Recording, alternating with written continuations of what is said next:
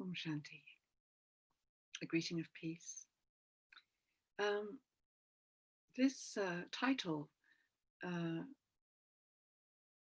came about because a little while ago I heard someone ask a child what they wanted to be when they grew up. And the reply of the child was, I want to be famous. And it started me thinking that why, why do people want to be famous? Uh, when you think about fame uh, some time ago, people would become famous after working hard and dedicating their life to something they believed in, practicing if it was a musical instrument, doing things over and over again. Someone like Roger Bannister believed he could run the mile in 4 minutes, so he um, practiced and practiced, and then people became famous as a sort of result of all their hard work. And nowadays, people seem to just want to be famous instantly, and they can actually. They can have a blog, um, do a YouTube video, uh, and worryingly, people don't seem to mind being infamous. They get their names in the paper. It's kind of a strange phenomenon, and it made me start to think about it. And as Nick said, I do teach at the University of Leeds, and we're online, we're Zooming teaching. And when I was talking to some of my students in China just this week, um, one of the students was saying that she was in design. And I said, when you have your degree, uh, what would you like to do with this degree? And she said, I want to be a famous designer. I thought, here we go again. Not a great designer, not the best designer I can be, but famous.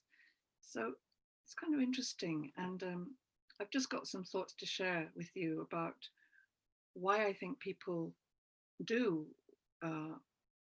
want to be famous or well known. Even within our communities, lots of people just want to be well known.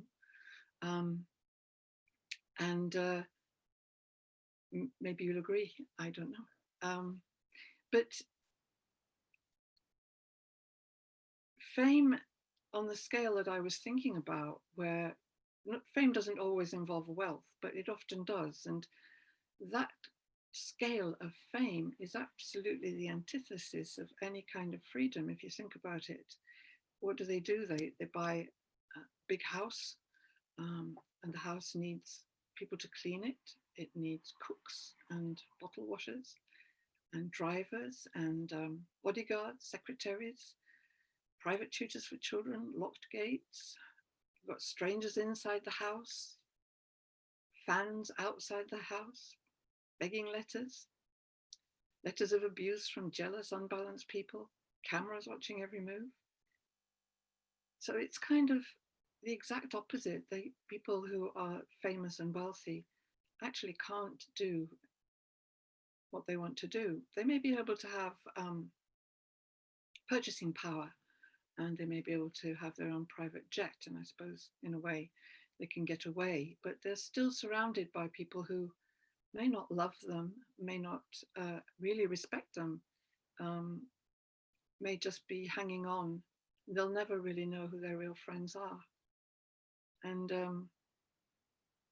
I think on on thinking about it, I think that this desire for fame, recognition, acclaim, attention, springs from an inner desire to two things: to return to some kind of high state of being, and to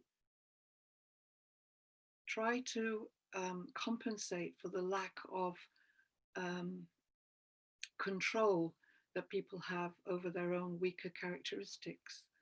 So if they become famous, then people will start to they boost their self-esteem because people will admire them, and they also will have a certain amount of control over others. So it's externalizing and projecting out into the world an inner desire for acclaim and attention. Um, of course, the other side of that is that people often, based on the same reasons, a lack of self-worth, lack of self-respect, lack of self-esteem, they find someone famous to pin their hopes on, or follow, or stalk sometimes. And by this admiration and respect, they hope for inspiration. And of course, it can happen that somebody's dedication to something brings inspiration. But basically, that's doomed to failure in the end, because whoever I put on a pedestal is one day going to topple off, and they will have feet of clay. And because of the very fact that they have made fame their goal rather than their development of their character, then they're seeking from the one who's seeking from them, and it's never going to turn out well. So I was thinking that I'm guessing that most of you are here this evening because you have decided that some kind of spirituality in your life and self-development and self-improvement is going to be the real way to happiness, which of course we in the Brahma Kumaris agree with. But even when I start on a spiritual path, I have to be very careful not to do the same thing. It's very easy when we begin a spiritual journey to see those in front of us or higher up than us or more spiritual or putting spiritual things into practice as someone to almost worship. And the same thing can happen because we're all on a journey, and the person in front of me or higher up than me, if you want to say it that way, is on a journey too. And they may be able to inspire me and encourage me, but they're not me. And it's really important that I recognize that a spiritual path is a journey back to myself, because each of us has the same deep intrinsic qualities. And we say there are 5: love and peace and joy and wisdom and purity. And we all have them deep inside of us. And we all have them in different ratios. And by that, I mean, I may have developed the loving attitude to people, but maybe I'm not as wise as I would like to be. And for you, it may be a different ratio. So my journey back to me is a completely different path than your journey. So if I compare myself to you, eventually it will diminish my self-respect, because I'll be looking at you and seeing what you're good at and recognizing that I'm not good at that particular thing. And I lose sight of my own specialities and my own worth. And if you trip up, I lose confidence and maybe feel afraid, and maybe, gosh, if this person I'm admiring and following trips, what's going to happen to me? So what we have to do is look inwards all the time, express outwards, but look inwards. And then I can appreciate the qualities that I have and develop my own abilities. And then I can inspire others. So each path is unique. And it's a really important thing to grab hold of, that my journey is my journey and your journey is your journey. We can help each other, inspire each other, encourage each other, but I can't walk your path and you can't walk mine.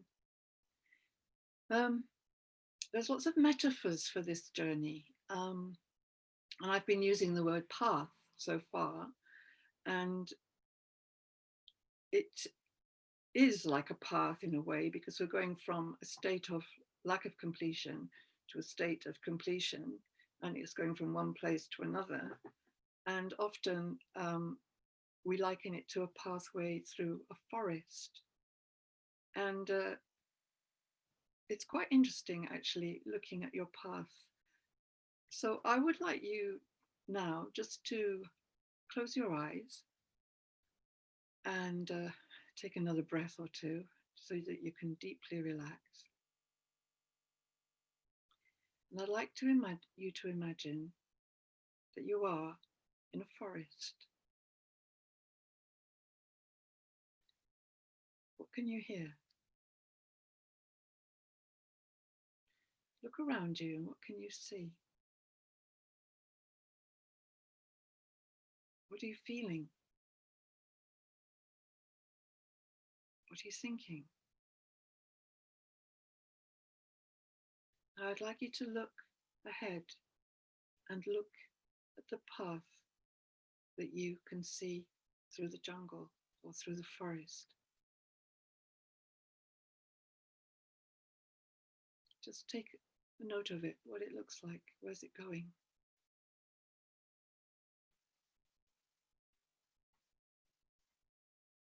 Okay, you can open your eyes.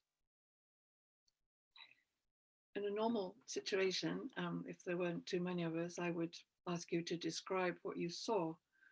But in the absence of being able to do that, I'm just going to give you a few interpretations of pathways through the forest. The forest is an analogy of life itself. And the pathway can be interpreted in some of the following ways, but you may have a different pathway. So if the path is narrow and just able for one person to walk along it, that means you feel alone, or you have chosen to take this path alone. You've chosen to be your own master. It could be either of those two things. If the path is wide, and then it's almost like you have the possibility for others to join you on your path. If the path is windy in front of you, it means and disappears around a corner quite quickly. The interpretation of that is that you can only see a little way along your future path. You can't actually see what's coming next. None of us can, but this is psychological. If the path is of a sort of sandy, comfortable, not hard on the feet kind of path, you're finding the going pretty comfortable at the moment. If there's rocks or pebbles or spiky plants covering it, means things are difficult for you maybe at the moment. I once did this exercise with some students, and one of them was a business student, and I asked him to describe his pathway, and he said, well, it's concrete and it's right through the jungle.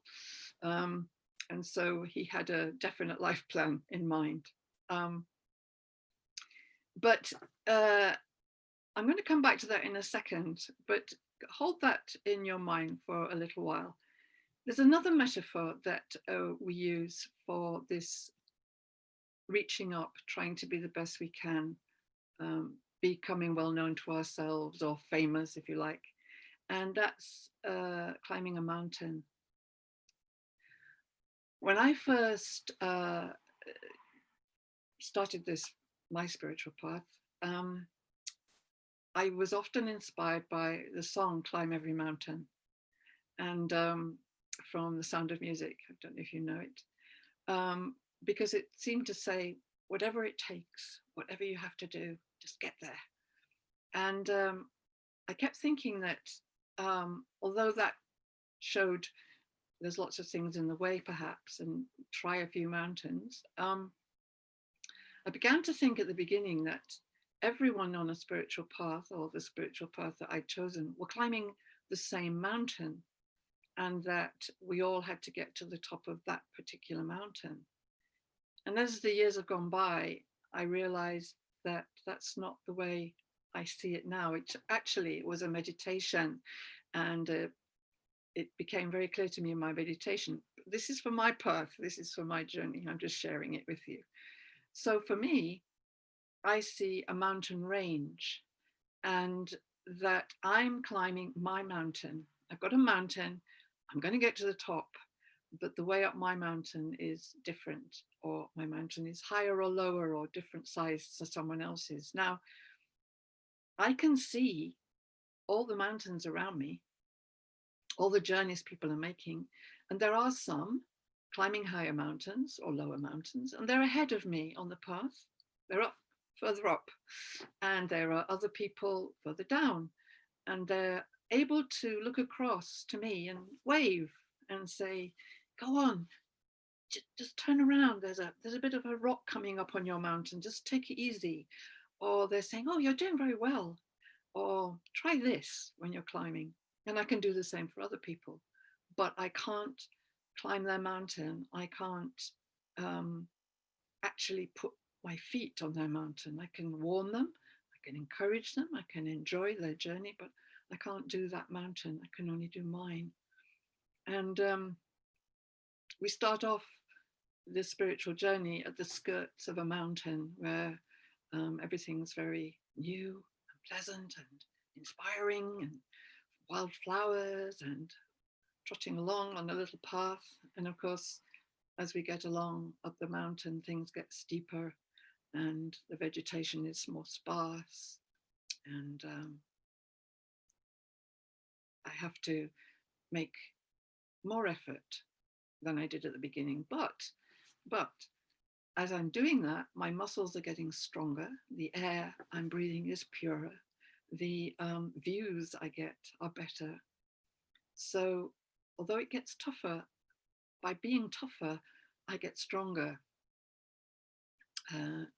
Sometimes we may slip a little bit and have to find a convenient cave to sit in for a little while and recuperate and drink some water and rest. And then we start climbing again. So those metaphors are useful. And you may have your own, but those are mine, and I'm just sharing them with you. But they're useful things to keep in your mind as we're going along, because the spiritual path and becoming well known to oneself, it's not always easy, but it's always interesting. So one thing is definitely for certain: this world that we're in is not going to stay the way it is. It's definitely going to change.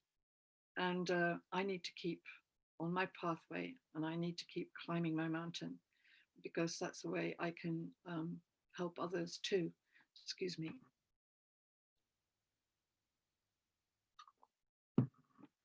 So I need to be well known, but I need to be well known to myself. And I need to reach my own pinnacle. And I think there are two things, well, many things needed, but the two things I was thinking of particularly are the two things I need are a healthy self-respect and an understanding of the power of thought. Self-respect comes from doing some of the things I've already mentioned, recognizing that I'm unique and I have value, and in whatever way I manage to improve myself, I manage to inspire other people or help other people to do the same thing. How are we doing for sound? Are we okay? Okay. The other thing, the power of thought is really important, and it just takes one little thought to look up the mountain and say, "Oh, that looks dangerous," or "Oh, I don't think I want to do that." And all my self courage and my self belief can often diminish. And this power of thought is very, very important to understand, that the more strong, powerful thoughts I have, the stronger and powerful I will be. And the weaker my thoughts, and the way we talk to ourselves often is not very nice. those thoughts will bring me down and make me trip up. And um, I'm going to go a bit quantum or cosmic for a minute or two, and I hope you can bear with me here. That what we're actually doing here at the moment is living in a world of thought. Um, everything we see was created by a thought, everything.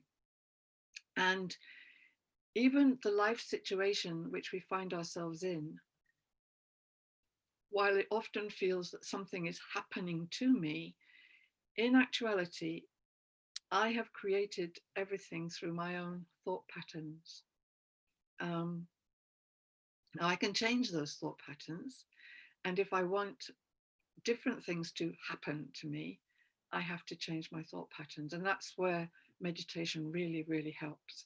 Because the thought patterns that have created my situations up until now, my relationships, the way I think about myself, they will manifest physically. And if I continue to think in those ways, some of the ways I think will be great, some of the ways I think will not be. And if I continue to think in those ways, I will keep getting the same situations. I'll keep getting the same problems in relationships. I'll keep getting the same results because that's what I'm churning in and churning out. So I don't know if any of you have ever read anything about quantum physics or quantum gravity, but the thinking at the moment is, and I am no expert in these things, but basically the idea is that it's a world of energy which takes a thought to make it happen. So we're living in a physical dimension. It's like a field of action, but we are not physical and we are creating the physical reality by all the possibilities available to us. So we don't come from a physical dimension. We're not bodies, we're not physical beings. We're actually very subtle, amazing energy, consciousness, and we are creating a reality and experiencing it. And when we experience it, it goes back into our thought processes. We analyze it, work it out, think, oh, that wasn't great, that was fabulous. And then we keep on changing those things. So if I have pure thoughts of being this spiritual consciousness, this energy, and I have those thoughts and put them into action in terms of if I only speak of lovely things, if I only have benevolent thoughts for everyone and anyone, whatever is happening, a bit tricky. If I give and I don't take, if I appreciate and I don't criticize, if I'm inspired by people and not compare myself with them, my life will change. It's just inevitable because I'm changing the way I think. So if I'm criticizing, complaining, saying hurtful things, becoming angry, that's all I'm going to get because that's what I'm putting out, if you see what I mean. So I can change the kinds of thoughts I have. Studying spirituality and practicing meditation helped me do that. But I'm just going to ask you to think about doing an experiment. Sorry, I'm just going to take another drink of water. So if we return to the pathway through the forest, whatever your pathway was like, if you had a nice concrete pathway straight through the jungle or forest, then fine. But maybe your pathway was some of the other things I described. Now, if tomorrow you decide that I'm only going to have good thoughts, I'm only going to have positive thoughts, I'm only going to have, or I'm going to have as many powerful, positive thoughts of love and benevolence to everyone. And I think we'll all fail to do it all the time, but let's try and do it as much as we can. And then tomorrow evening, sit down and play some nice music, go into a meditative state, so go into a subtle state of thought, and then put yourself in the forest again. And I'll bet your life, your pathway has changed. I'll bet something's different. Maybe there'll be more flowers, or maybe the pathway has come a bit clearer. Maybe you can see a bit further ahead. See what happens. You can let me know. You can write into Bradford and let me know. So again, if to have this kind of purity of thought, I have to not only understand that I'm not a physical being, that I'm a spiritual being, but I have to experience it really, because otherwise it's just words and just ideas, and then we're back in this non-subtle realm in a way, even though thoughts are subtle. I have to really try and experience it. So I'd like to describe what we are in terms of spirituality, and I'd like you to maybe we'll have a little experience of it in a moment or two. But the spirit or the soul, first of all, it's indestructible because it is subtle energy and because it is infinitesimal. So you can have things that are infinitesimally big, and you can also have things that are infinitesimally small, and it's indestructible. No one can destroy you, no one can kill you, and no one can make you not exist. You are an eternal being. And not only that, you are light, and it's a spiritual light, and it can be sensed. You can't see it, but you can know of it. You can see it in people's eyes. And the fact that people say the eyes are the window of the soul is not just by chance. I'm sure you've all had experiences. I'm sure you've even given people an experience of being light, so that your eyes are radiating the spiritual light from within. That is a window to the soul, but also it's also where the soul is in the body. So the soul is right behind the eyes in the body. Tiny, tiny point of subtle, sparkling energy.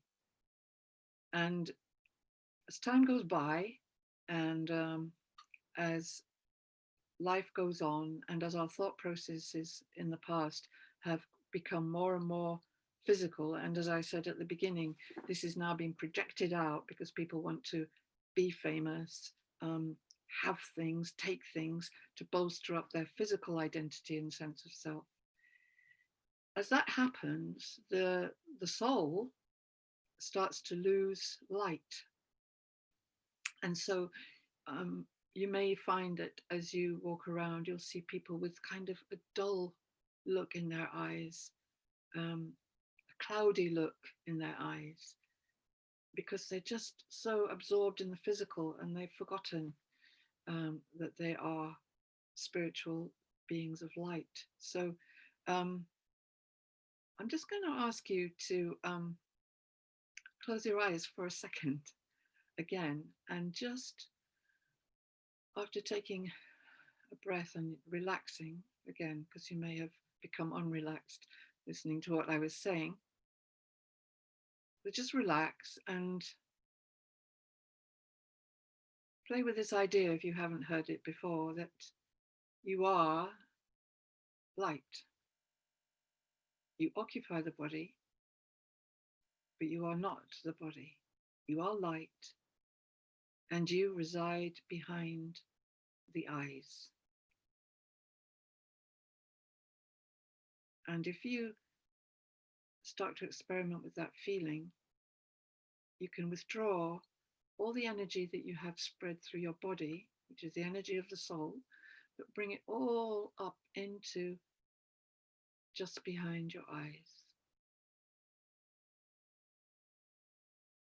If you're managing to do that, you should feel sort of tingling or an awareness of, yes, this is me. This is who I really am.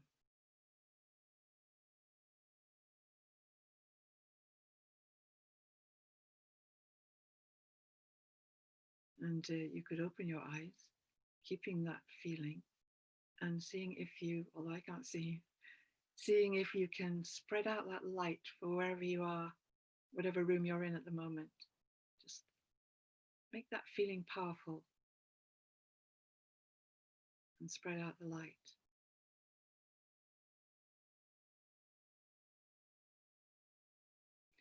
So, as I said, we don't belong. We do belong, but we don't come from this physical world. We're quantum. We're cosmic. We come from another dimension. This is a physical dimension, and the soul, we are from a spiritual, subtle dimension of light, where there's only peace, only light. So, what are we doing here? We're playing our parts. Each one of us has a part. Now, everyone's got a part, just like in a theatre, in a play. Everyone's assigned a part. Let's keep this metaphor as tight as we can. We've all got a part, and it's up to me how I play that part. So I can play it loudly, I can play it softly, I can play it with great skill, I can play it like a ham actor, I can play it any way I like, but my part won't change. It's just how I play it. Now, when a play is originally written, there's a director, and the director tells all the actors how to play their parts. Stand there, do that, say that with more feeling, and so on. And everyone feels very confident about their own performance and their own way to play it, because the director's watching and listening and helping and showing the way to do it. And then what often happens is the play goes on tour. And as the play goes on tour, then squabbling starts. Someone said, well, the director said do it that way. And then an actor says, well, I want to do it that way.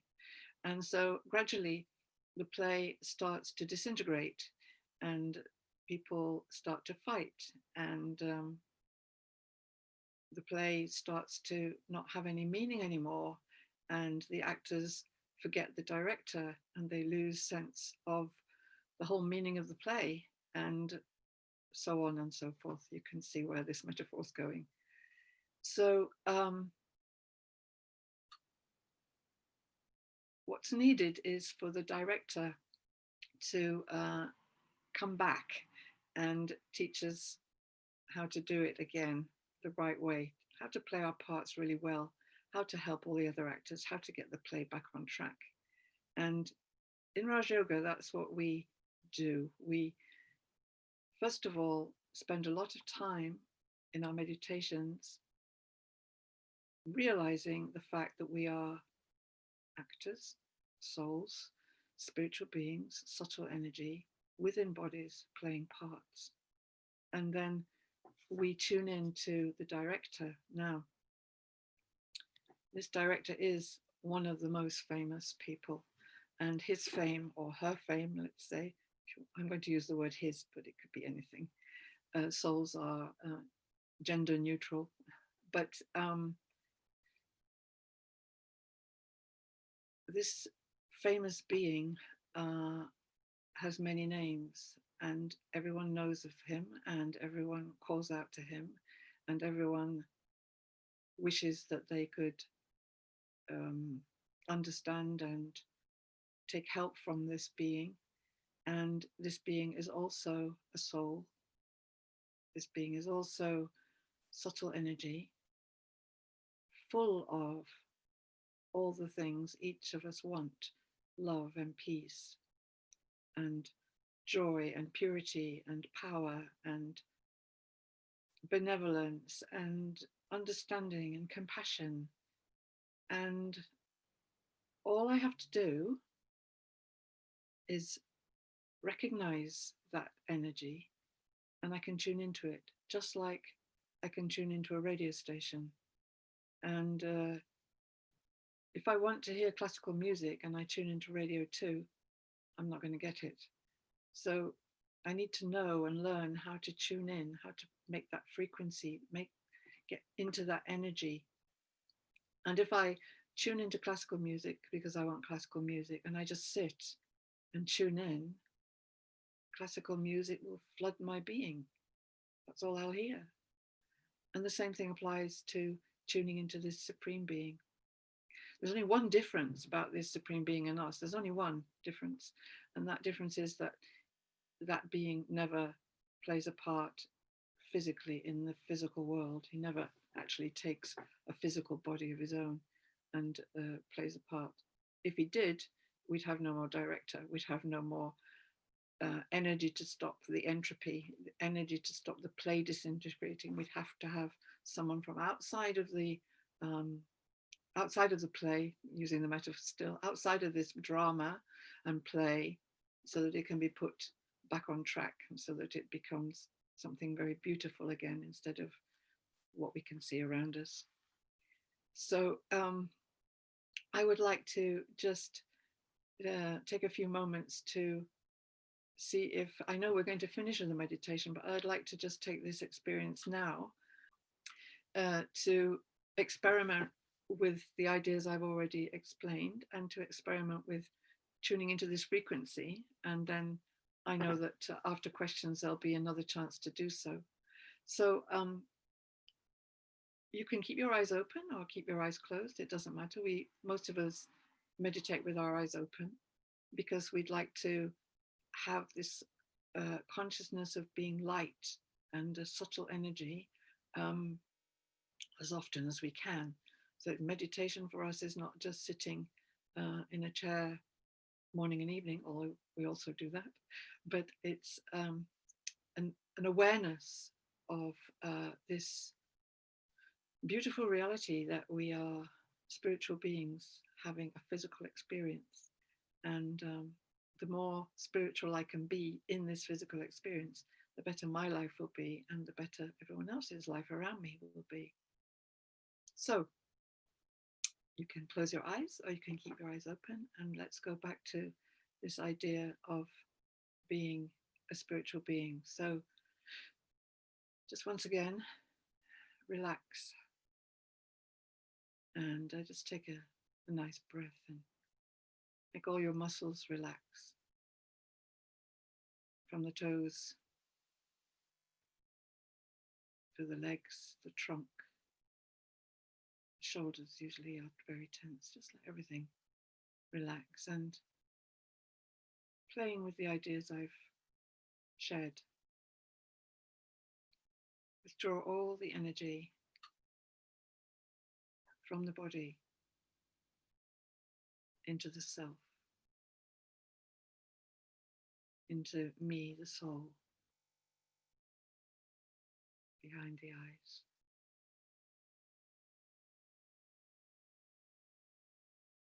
I'm a soul. I'm light. I'm real, spiritual, subtle consciousness, subtle energy, and I am very powerful. My thoughts are very powerful. And the more of these kinds of thoughts of who I really am I can maintain, the more powerful I will be. And I recognize that I am in fact playing a part. I may be playing a role of a female or a male, a doctor, a nurse. Whatever it is that I'm playing, it's not me. I'm playing a part.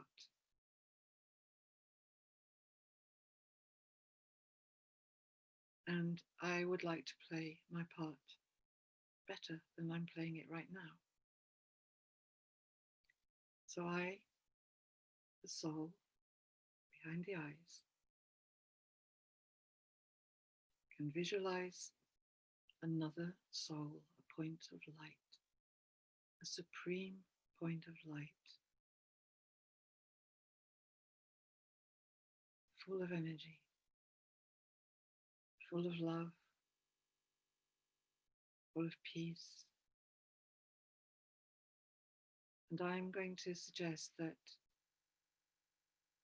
each one of us visualizes that light and takes from that light whatever it is we need today, this evening. It may be peace, it may be love,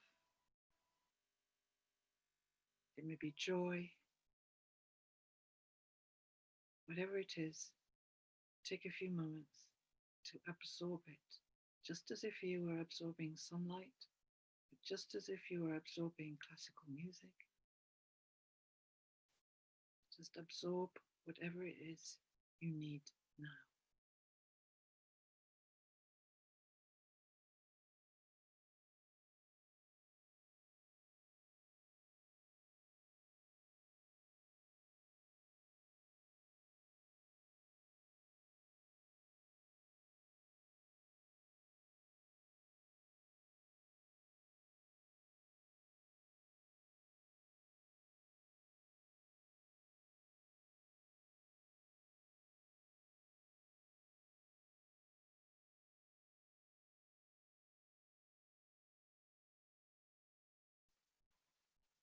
And when you've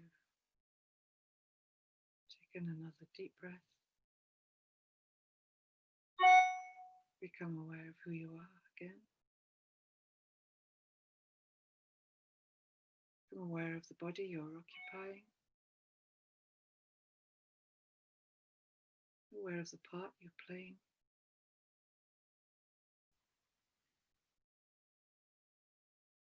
And open your eyes if you hadn't got them open before. Om Shanti.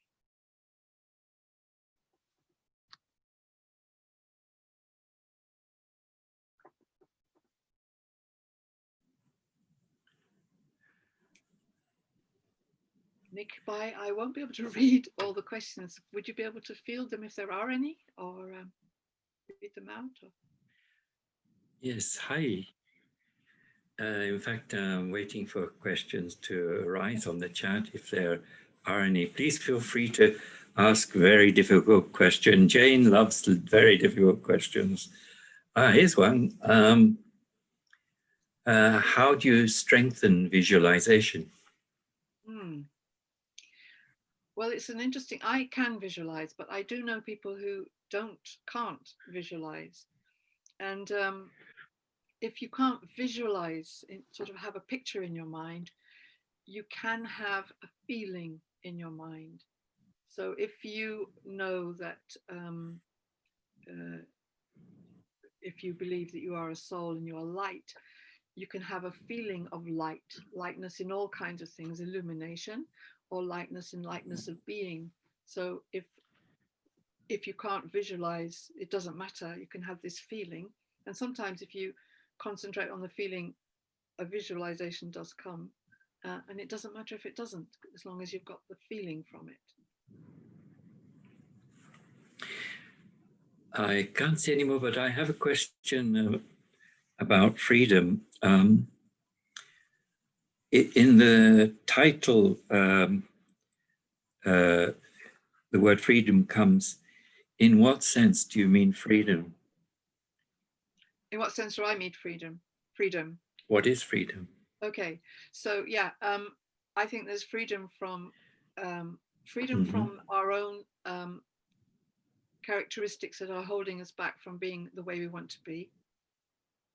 Freedom from the pull and the influence of negativity around me. Not freedom from my responsibilities, but freedom from the suffering of those responsibilities, because I can be stronger and I can gain power to fulfill my responsibilities more beautifully, more with more care, with all the things I'd like to be. I think everyone wants to be peaceful and have loving relationships. And so the freedom from being dragged into negativity and my weak characteristics. Does that answer your question? Can't hear you, but you're muted, I think. Yes, of course. It's. I just wanted to know what you meant by freedom. To be myself, freedom to be fully myself. Whereas people who are looking for fame, the exact opposite happens. They can never be themselves because everyone's taking a piece of them and they're being dragged and energy sucked out of them. And, so some people have this feeling you can't have freedom. No such thing exists. Can you respond to that?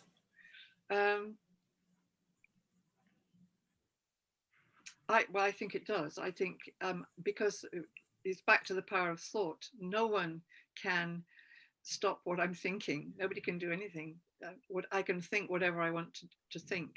And the more I think, as I said earlier, benevolent, powerful, beautiful thoughts of truth, my life becomes freer and freer because no one can touch me when I'm doing that. People can only grab hold of me and try to impose their will if I am in a weak state of mind. They can't do it if I know who I am and I know where I'm going. Okay. Is happiness the ultimate goal? What should we aspire to or aim for in life? Very interesting question.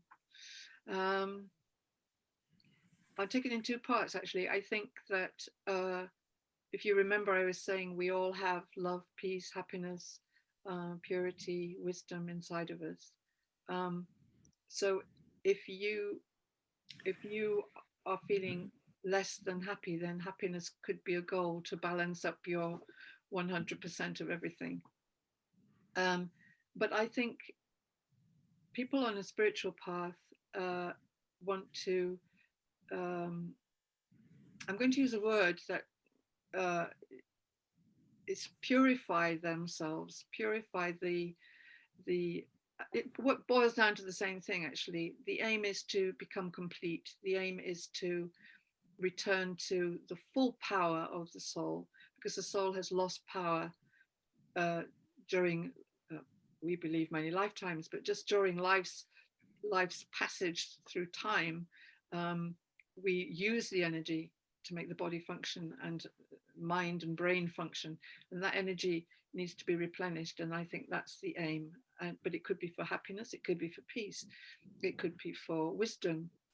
It will be different for each one, but ultimately, as I fill up that particular pot, all of the pots all of those 5 pots become complete, and then I am in my pure state,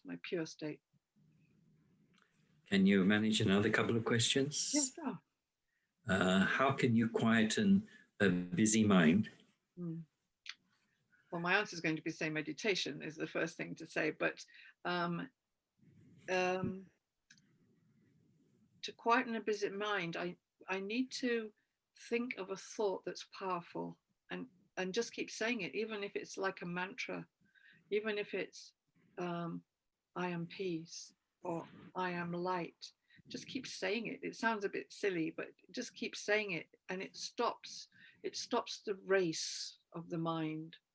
And that it's no coincidence that gurus in India give people mantras. I don't know if you've heard that they transcendental meditation give people a mantra, and it's for that reason that you can keep saying it. But it could be anything, but it might as well be something really pure and powerful, like I am soul, I am peace, I am love, I am all of those things. Just say that and it will quieten. You just have to experiment.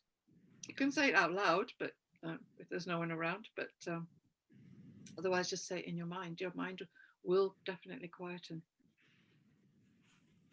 Just one question and one statement. The question is that you've been talking about light, presumably referring to the light of the soul. Is it any special color? Oh, I think I don't know. I think I've met people who have had meditation experiences where the soul was multicolored, like rainbow, all the hues of the soul. And I've heard people say that they've seen a white light or a golden red light. I have no idea. I haven't seen myself, but we concentrate on a point of white light, the supreme being as being white light. But maybe that does contain all the colors anyway. Okay, just now questions are coming up still. A statement here. Nobody can take away my happiness or my freedom or my peace because I own them. Absolutely right. Well done. Okay, simple one. And another question. When we revisit the forest tomorrow, do we start again or remember the one from today? I would start again because you've moved on, and the path you've moved on the path. Your life has gone one more 24 hours. So start again. Just relax and breathe deeply and see the forest in front of you, and just look around first before you look at the path, because it might be a nice surprise. Look around and then look down at the path, see what it's like. So that's it from this side. Good. Fine, thank you. Apparently we're doing 15 minutes, but with an Anthony Strano recorded guided meditation. One of the qualities that all human minds are searching for at this moment in time is peace. How many times do people say, I want peace of mind? Because without peace, there can't be stability, there can't be focus, everything appears chaotic. And very easily, when there's no peace, then negativity becomes stronger. Let us look at peace. Let us find peace. And of course, we cannot really find peace outside. Stable peace, which renews me again and again, is inside. And I need to find this peace daily. It cannot be a peace that I find just through a walk in the forest or a walk along the seaside. That is very beautiful and very refreshing.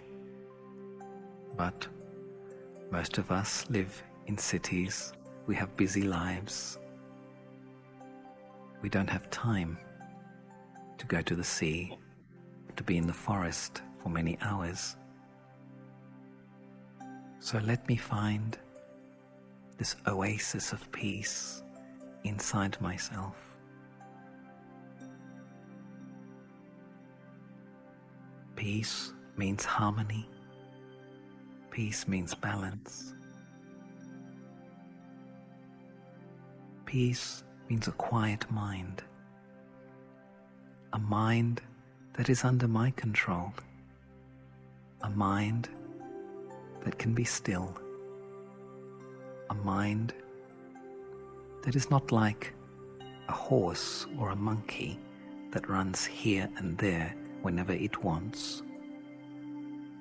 My mind should not have a mind of its own. In silence, with attention, I gradually become the master of my own mind. And the mastery of my mind is to keep it quiet whenever I wish. And in that quietness, I can recharge it. I can give it strength. And when my mind is fresh, when my mind is positive, then my life becomes peaceful. Peace is tranquility. Tranquility is the atmosphere I create around myself. And in that atmosphere of tranquility, others also get refreshment. They also feel themselves released from anxiety, irritation, fears, they are able to relax when they are near me. Peace is serenity. Serenity is a state of being. Serenity is like a combination of being complete within and being content. Complete means I am satisfied with who I am and what I have. And I'm not running after things all the time. I'm also allowing things to come to me. Content. When I am content, I have let go of the wrong desires which make me rush here and there. And in that rushing, not only do I lose my peace, but also my balance. Just let me remain in this thought. I am a serene being. Let me feel that contentment and feeling of fullness. When I am serene, I am truly at one with myself. Serenity is the highest point of peace, the most powerful expression of peace. Peace is calmness. Calmness is when there is no disturbance in my thoughts and in my feelings. When I am calm, I truly have become the master of a situation. I keep myself free from allowing negative influences to dominate me. When I am calm, I am aware and I am alert to keeping the quality of peace as a sacred point of reference within myself. I will not allow it to be hidden or to be forgotten.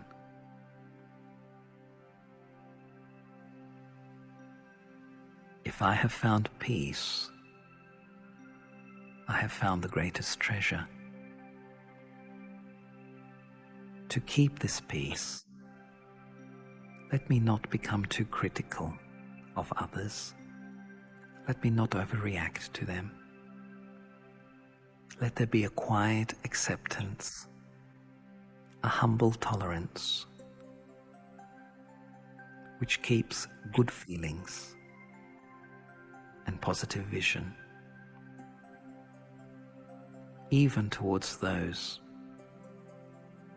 who seem to like creating chaos and negativity.